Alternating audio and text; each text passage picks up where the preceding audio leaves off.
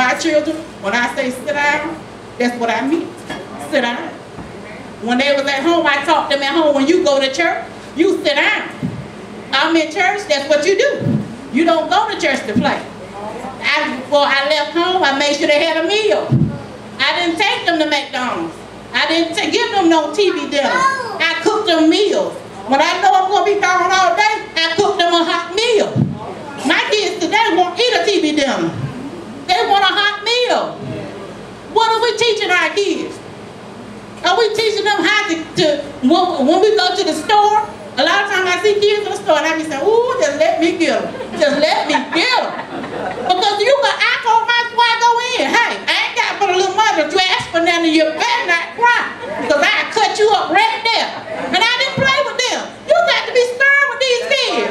Or they going to take over you. Even now, at being a grown age, they say something, I said, what you say? They come down. They know mama don't play. I don't play that. You gonna respect me, I'm your mom. You're not gonna tell me what you ain't and ain't gonna do. I told them that he's a little missionary. She gonna respect Granny. I told her she gonna be in the sanctified church. And she gonna be sitting by Granny. And she ain't gonna be talking. And I mean it. I teach her now. I impart it into her now. Even as I pray, I hold her. I pray and impart into her. I teach her prophet frame how to be a little proper. When she gets through with her Bible, mama taps her lips. She's going to be proper. You better teach her. The Bible said charity begin at home. It's spread abroad. What they do at home is what they do when they don't get to church. And you know what? We got to know, even in our finances, God had to teach me my finances. We got to have those finances in order. Are you a tither? Or you a giver? And one thing about me, I love clothes. And I will buy some clothes. I got so many clothes, I need to give them away. Me and the little missionary closet is full. But I had to learn to take care of business. I had to pay my time, pay my bills, and if anything was left to do what I want to do, I did. But we got to know them finances, that's part of God. Them finances has to be in order. Cleanliness. You have, your home has to be clean. Before I left here coming tonight, I made sure because I had paper strolled all the way across my bed. I had to clean up. My bath, I cleaned up. You have your home that's clean. You have to keep it clean. I shouldn't come to your house and every time you telling me, oh, excuse this. Not every time I come. I shouldn't have to do that. Your body, women, come on, got to be clean. And can I say it? Them little ho-ho baths? No, man. We got rolls. I got plenty of rolls. I got them simply. I got them. One thing about me, I'm single, but I take a bath before I go to bed, and I take a bath when I get up. That's my wake-up call. And I may take one during the day. I just love taking baths. My ex-husband told me I ain't never took so many baths. You got to bathe every time I bathe. Every time he heard the water. I let the water I turn around, he had to go. I was like, God! I said, you ain't got to come in here and tell me to take a bath. My God. But we got to be clean. You should have, I have an account with Victoria's Secret. Victoria's Secret love me, y'all, because I love them too. And I go, and I learned to love myself so much that this Valentine's, I ain't worried about nobody buying me now. Guess what? The boys laughed at Mama went and got her some thongs. I said, look what Mama got. And they said, love you, be clean. Dress up. When you come out, dress up, look nice.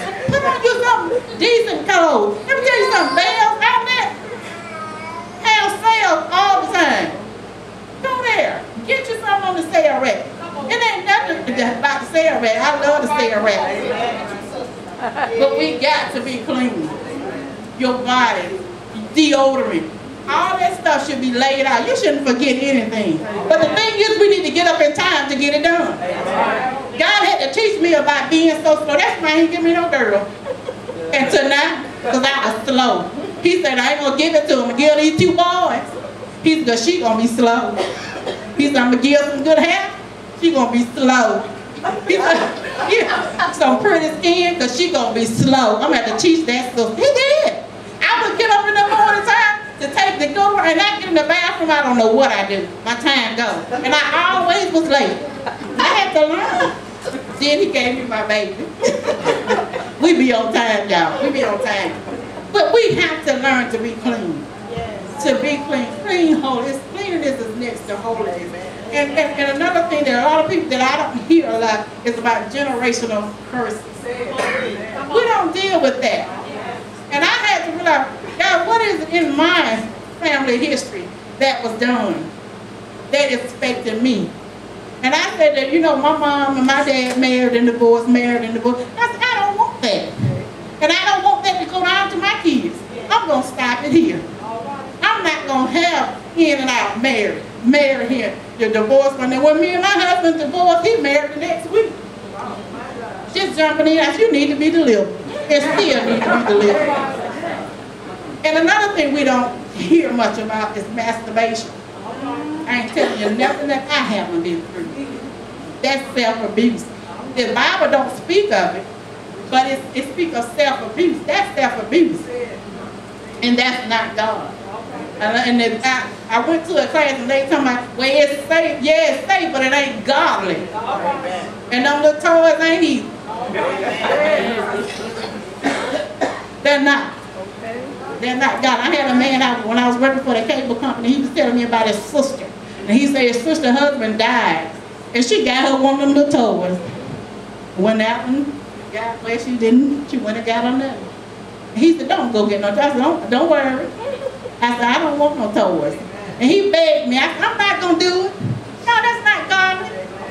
And a lot of times we feel like, okay, because and the thing with me, what happened with me is my husband was gone. And the enemy will use you to do anything because you want that void filled. And any way you want to get that pleasure, you will do it. And that's what happened. And that's what I done. And I ain't ashamed to say it because it's going to help somebody else to start delivering me.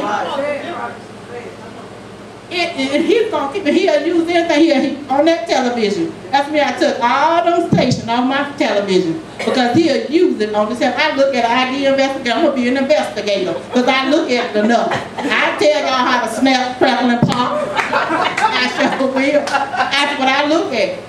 But we got to know that is self-abuse. And we got that self-control. And a lot of times, we as single women don't have that. A man come up saying, you're so cute. I be saying, thank you, I already know that. Because you know what, all they want to do is get you vulnerable. And when he gets to talking to you, whispering in your ear, I told a friend girl of mine, I was saying, honey, keep going around that man and just stirring up that fire. He know. I said, something's going to happen. She didn't, but she won't call me today. But she know I know what went on. You got to know. I said, you are the one holding the title. You got to be respected. You got to do it. And another thing people don't talk about is family incest. And we had a lot of that in our family.